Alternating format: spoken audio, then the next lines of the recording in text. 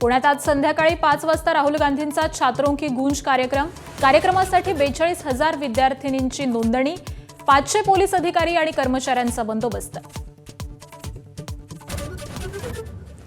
राहुल गांधींच्या छात्रों की गूंज कार्यक्रमासाठी 3,000 लोकांना 35 हजार रुपये दिले, भाजपचा गंभीर आरोप। कार्यक्रमाला परदेशातून निधी मिळाला का, असाही सवाल।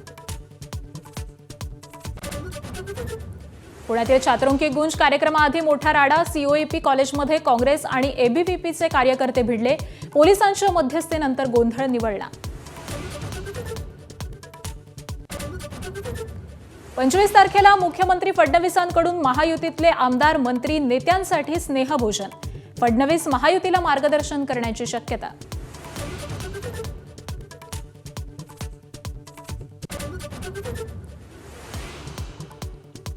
शिवसेना मुंबईत भाकरी फिरवणार, काम न करणाऱ्या पदाधिकारी आणि नेत्यांना डच्चू मिळणार, पुढील आठवड्यात नवीन नावाची घोषणा होणार, सूत्रांची एबीपी माझाला माहिती।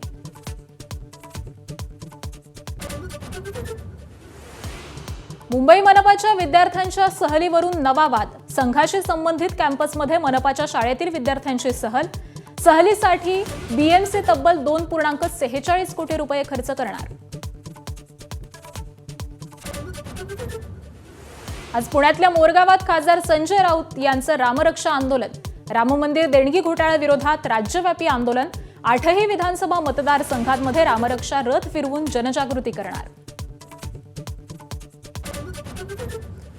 गौरी गणपती उत्सवासाठी ग्रुपनं कोकणात जाता येणार, ग्रुपनं जाणाऱ्यांवरती आकारण्यात येणारा 30% अधिभार रद्द, प्रवाशांकडून विरोध झाल्यानंतर उपमुख्यमंत्री शिंदेंचा निर्णय।